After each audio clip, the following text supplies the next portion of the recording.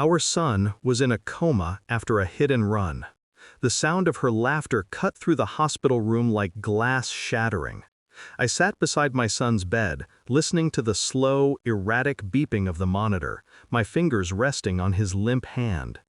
His skin was cold, his face pale, his body tethered to wires and tubes. He was 10. He hadn't opened his eyes in 2 weeks. And still, she laughed. My wife leaned against a window ledge, phone pressed to her ear, her voice rising with cheer as if nothing had been ripped apart. I didn't move. I didn't speak. I only stared at the rise and fall of my son's chest, waiting, counting each breath. Then her words burned me alive. "Yes, Mom, I'll be there tomorrow. He'll understand. Life goes on. Life goes on." I turned my head, slow and deliberate, my throat hollow. "How can you laugh right now?" I whispered. She froze, then pulled the phone away, hanging up with an annoyed flick of her thumb.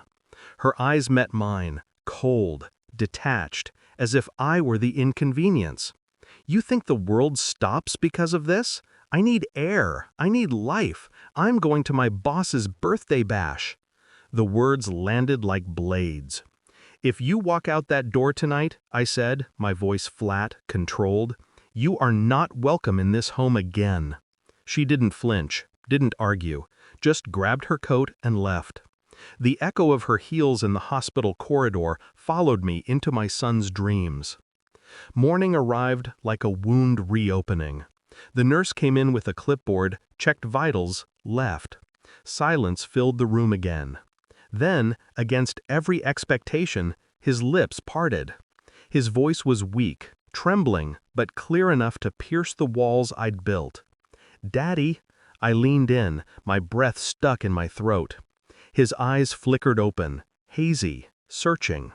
"The car that hit me," he swallowed, tears pressing at the corners of his eyes. "It was GRANUMA's." The world stopped. GRANUMA, his name for her grandmother, my wife's mother.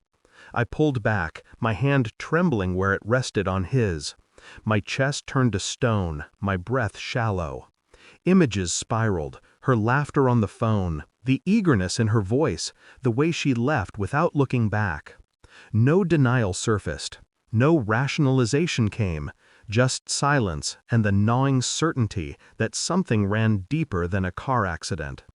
When she returned that night, makeup smudged from the party, smelling of wine and perfume, I didn't ask where she had been.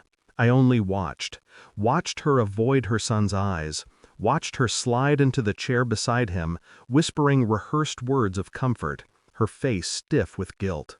Something inside me cracked, but outwardly I remained still. I became quiet, observant. She thought silence meant surrender. It wasn't. It was calculation. Her phone was never out of reach, always clutched in her hand or slid under her pillow. But late at night, while she showered, I scrolled. Messages, calls, her mother's number, logged over and over the night of the accident. Deleted threads, but traces remained. Enough. I followed patterns. Her visits to her mother grew frequent, always abrupt, always with excuses. Groceries, errands, paperwork, each one flimsy, each one timed. I spoke less, but thought more. I dug through insurance records, police notes, statements filed after the hit and run. The car described matched her mother's model. No witnesses, the report said. No charges filed. A ghost driver, they assumed. But my son wasn't wrong. His voice trembled with truth. Children don't invent horrors like that. So I tested her, casually. "I passed by your mom's house yesterday. Thought I saw her car scratched." Her face drained of color. She forced a laugh. "Old car, she bumps it everywhere." But her hand shook when she reached for her glass. That was all I needed. 2 weeks later, the insurance adjuster's file landed in my email. I'd bribed for it. Money well spent. The photos were clear. Front bumper dented, red paint scraped, damage matching the boy's account.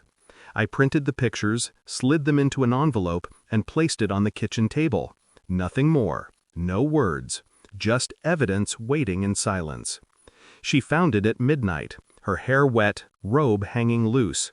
She opened the envelope, and the color drained from her face. Her breath quickened, her lips parted in a stammer. "Where did you—" I didn't answer. I just looked at her, my face a mask, my eyes empty. She collapsed into the chair, hands trembling, tears forcing their way down her cheeks. She tried to speak, but the words tangled.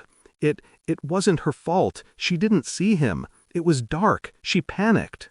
Her voice broke. She buried her face in her hands, sobbing.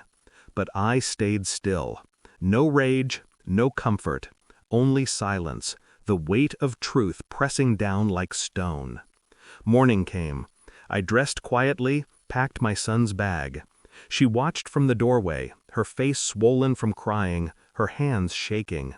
"Where are you taking him?" she asked. "Home," I said. Her lips trembled. "And me?" I paused, looked at her. "You left the night he needed you most. You lied. You covered. And your mother nearly killed him." Her breath hitched. She stepped forward, reaching out, desperate. "We can fix this." "Please." I pulled back, my tone razor sharp. "There is no we, not anymore." Her face crumpled. She dropped to her knees, pleading, broken.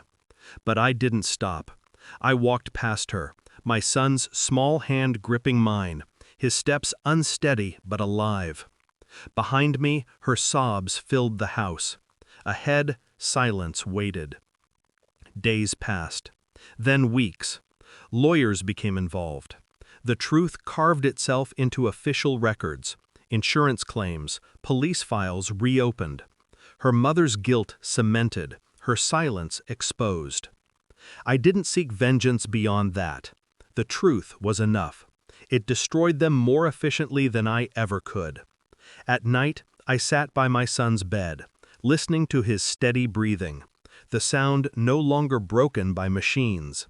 His hand in mine was warm again, alive. That was all that mattered. Her absence was not a wound, it was a cure. I did not miss her, I did not mourn her. And when people asked what happened, I only said, "She laughed when our son almost died." That was the last time she ever laughed in my house.